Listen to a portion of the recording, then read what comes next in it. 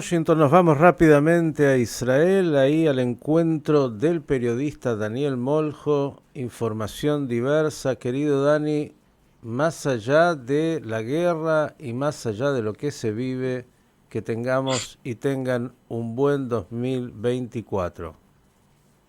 Muchísimas gracias y también para ustedes. ¿Qué tal?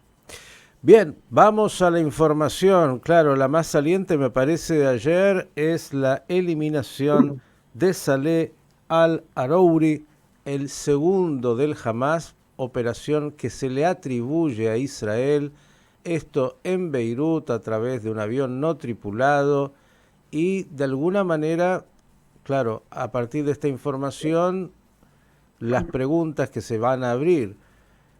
Bien, ¿cómo se Sí, tensa la cuerda con el Hezbollah? Que es la pregunta, y la pregunta es incluso en esto que es una eliminación de lo que en su momento se llamaban selectivas, de la cúpula, en este caso del Hamas.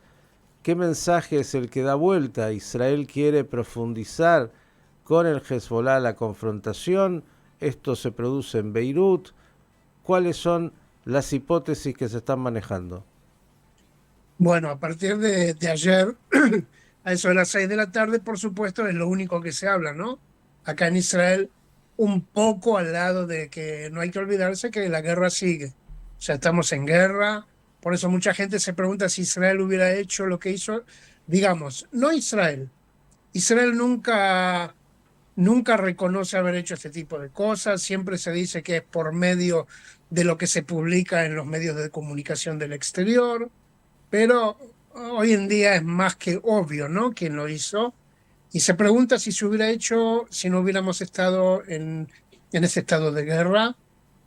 Quizá hubiera pasado otra cosa, pero ahora estamos en guerra.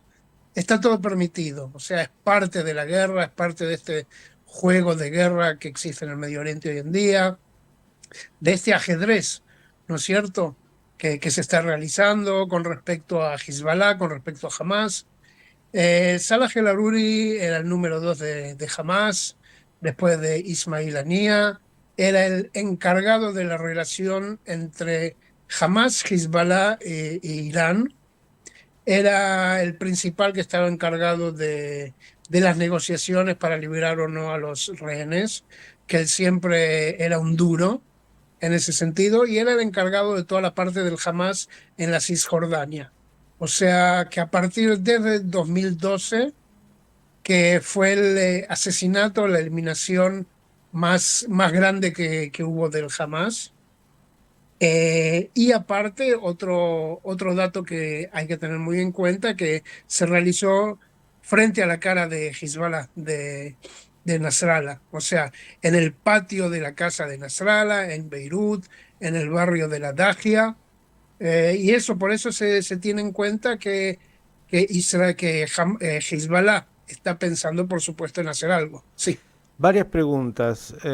Una que tiene que ver con lo que decía, este es un cambio de estrategia de Israel porque, claro, han golpeado al corazón del Hamas, un hombre de un altísimo poder, como has dicho. La pregunta es, ¿por qué ahora?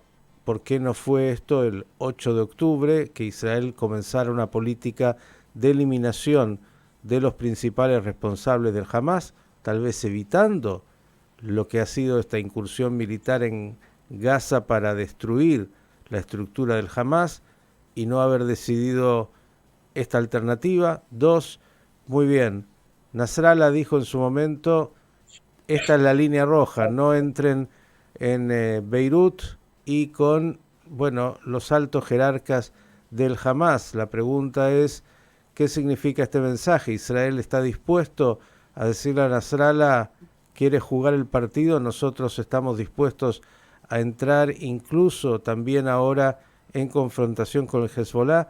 ¿Cómo se puede leer? Cada uno lo lee de otra cosa, de otra manera. Vamos a hacer así. Ujú. Yo lo puedo leer de una manera, vos lo podés leer de otra manera, la cabeza de Nasrallah de otra manera y la cabeza de Irán, porque no hay que olvidarse que detrás de todo esto está Irán. O sea, nosotros podemos hablar 1000 horas de Hamas, Hezbollah, los hutíes, pero todo empieza y termina en Irán. Es lo que quiera Irán. ¿Ok? Nasrallah ya había dicho hace tiempo que si llegan a hacer algo, no interesa sobre quién, si alguien de Hezbollah, de cualquier nacionalidad, en el Líbano, Israel va a cruzar la línea roja. Hoy a las 6 de la tarde se espera el discurso de Nasrallah. Antes que nada, conmemorando, hoy se cumplen los 4 años que fue eliminado el muchacho iraní, Soleimani, Qasem Soleimani, por eso estaba programado el discurso. O sea, no es un discurso especial a partir de la eliminación de ayer, sino se había dicho que lo iba a suspender por causa de esa eliminación, pero al final va a ser hoy a las 6 de la tarde de acá de Israel, a la 1 del mediodía hora argentina. Por supuesto, se calcula que va a amenazar todo el tiempo, que vamos a hacer cuando nosotros querramos, cuando nosotros lo dispongamos. Me imagino que las amenazas de siempre, pero Israel está en alerta, no deja de estar en alerta. Pero no es una alerta especial, es una alerta porque estamos en guerra, o sea, es el alerta que estamos ya desde el 7 de octubre. Ahora, ¿por qué Israel no lo hizo el 8 de octubre? Porque no siempre se puede. Es muy simple, porque no siempre se puede. Creo que la venganza de Israel a partir del 7 de octubre es muy grande. Se sabía y dijeron en todo momento que se iba a realizar. No interesa si está en la Franja de Gaza, si está en Qatar, si está en cualquier lado.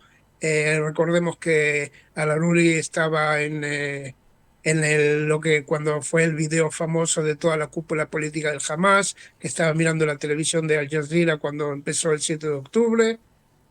Ahora ya no va a estar, por supuesto.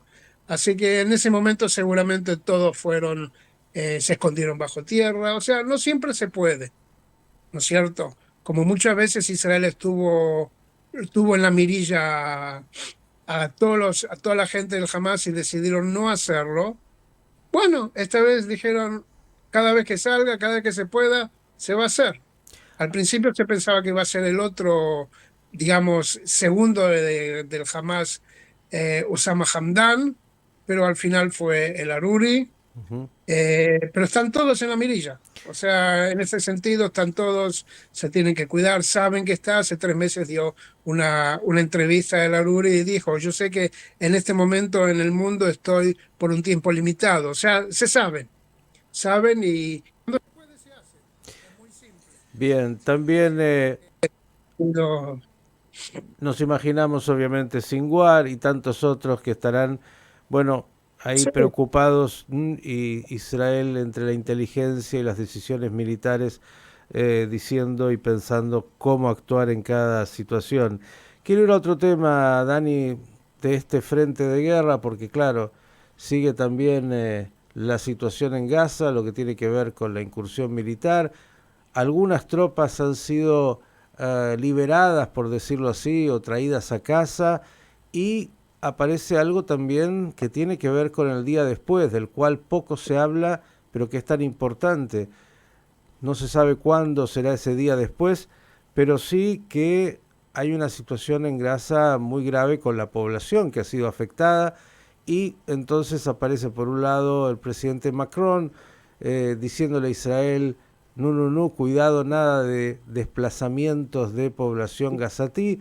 No es que el mundo árabe esté muy entusiasmado, ni Egipto ni nadie, de recibir a sus hermanos palestinos, pero Israel, que está tratando, entre otras cosas, por ejemplo, leía de encontrar alternativas como el Congo para que reciba migración voluntaria, así la han llamado, de gazatíes. ¿Qué se puede decir al respecto? Con respecto a Gaza, bueno, se sigue el combate, por supuesto, hay que dividir y diferenciar el norte de la Franja de Gaza y el sur de la Franja de Gaza. En el norte de la Franja de Gaza ya se puede decir que se empezó la tercera etapa, que es más que nada liberar a reservistas, mandarlos de vuelta a casa y empezar lo que se llama operaciones quirúrgicas, más que nada donde se necesite. El sur de Gaza, donde está Jan Yunis, todavía no. Todavía estamos en la segunda etapa, que hay una lucha masiva, una presencia muy masiva del ejército de Israel, y en el momento que se pueda terminar y pasar a la tercera etapa se va a hacer, pero todavía no. O sea, se sacaron varias partes del ejército de Israel, pero se puso otra. O sea, van cambiando más que nada, el cambio es más grande y hay menos soldados y, por supuesto, se ve también menos disparos de misiles del Hamas y todo ese tipo de cosas. Pero todavía estamos en el sur de Gaza, es otra cosa, es otro mundo y se sigue el combate ahí hasta llegar a Sinuar más que nada, ¿no? Se calcula Sinuar o lo que sean los rehenes, porque se sabe que él está rodeado de rehenes vivos, es lo único que le queda a él para defenderse, ¿no es cierto? Ujú. Rehenes Después, vivos, sí. sí, sí, no, te sigo escuchando, digo, rehenes vivos y cada tanto aparece nuevamente información de posibles acuerdos para la liberación de rehenes a partir de un cese del fuego. Todo es parte de la especulación, pero no hay nada concreto. No, pero eso él jamás dijo después de la eliminación de Laruri, dijo, por ahora no seguimos con las conversaciones. Se calcula que, por supuesto, como siempre, jamás, cuando le eliminan al número 2 sube el número 3 y cambia el número 2. O sea, es algo que se viene haciendo y que lo vienen haciendo hace años. Así que en ese sentido se sabe que se va a volver a las negociaciones en algún momento, quizá en los próximos días. El secretario de Estado Blinken tenía que llegar este viernes a Israel, no llega, o sea, lo dejó para la semana que viene. Se dice que no tiene nada que ver con la eliminación ayer, que es por problema de horarios de él, ¿no es cierto?, de planes de él. Se dice que llega el lunes que viene. Ujú. Con respecto, bueno, a lo del Congo, puedo agregar otra cosa, que también ayer, por ejemplo, nuestros amigos, los ministros Smotrich y Ben-Gvir, dijeron que hay que hacer todo lo posible para sacar a todos los palestinos de Gaza y mandarlos a otro lado. Enseguida vino la respuesta del State Department, de los cancilleres, de toda la parte del secretario de Estado de Estados Unidos, dijeron, eso nosotros no estamos de acuerdo para nada. O sea, poniendo bien en claro la posición de Estados Unidos con respecto a esas dos personas que son indeclarables para ellos, ¿no es Y cierto? Y parte lo que del gobierno de Israel, digámoslo, de este claro. gobierno, y ya que has incorporado un poco la política, simplemente mencionarlo, de acuerdo a algunos estudios, algunas encuestas que son parte del folclore del mundo y de Israel, tan solo el 15% de la población israelí de alguna manera quisiera que Benjamin Netanyahu continúe en su cargo después de la guerra. Esto no es nuevo, pero lo traemos como también parte de los estudios de la información. Algo más, Dani, que quiero que puedas mencionar, aunque sea porque también ha aparecido en los medios, es así como Israel se ha visto, no sé si sorprendida, pero bueno, sí, claro que sí, muy golpeada con los túneles en Gaza, se habla de que en el Líbano Hezbollah tendría tantos o más importantes túneles construidos. ¿Qué podrías decir?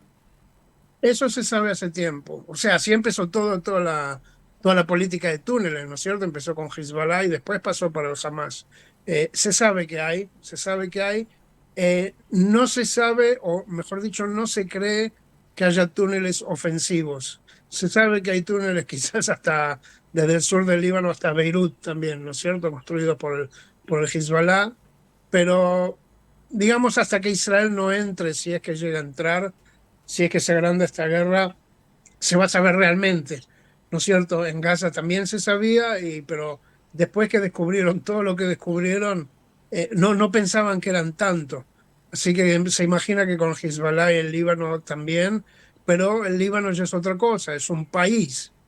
¿No es cierto? No es un grupo de terror como el Hamas o la Franja de Gaza, es un país con su soberanía. O sea, el Líbano también ya va a presentar una protesta en el Consejo de Seguridad de las Naciones Unidas hoy a la noche por el ataque digamos, por la eliminación de ayer, donde fue contra la soberanía del Estado, ¿no es cierto? Esa Ujú. es otra cosa. Pero de los túneles se sabe que hay muchos. Bien, ya que hablaste de soberanía de Estado, anoche te mandaba la información que también ya ha trascendido en Israel de esta Ujú. célula terrorista que ha sido, o aparente célula terrorista, detenida acá en la Argentina, donde aparentemente tenían como objetivo bueno, golpear en el marco de estos Juegos Macabeos Panamericanos. Me imagino que en Israel esto también ya es noticia que de alguna manera está siendo analizada. Sí, es noticia, pero también hoy en día fuera de todo lo que es la parte de la guerra y como te dije antes, en la eliminación de Aruri, no se habla mucho, o sea, se dio información, salió en todas las partes digitales. Me imagino que cuando se sepan más detalles de los tres que fueron detenidos en Buenos Aires, se va a comentar más, pero también es todo muy poco con respecto al resto, ¿no? A la guerra y el Aruri Bi- y que se está esperando qué va a pasar con Hezbollah, si va a reaccionar, cómo, cuándo y dónde. Bien. Y mira que no hablamos de la decisión de la Corte Suprema, ya es noticia vieja. Todo pasa en Es muy Israel. vieja, sí, sí, sí. Ya se sabía, cuando pasó, se dijeron, bueno, estando en guerra, en 2 días eso ya se olvida, y se olvidó. Ya no figura en ningún lado.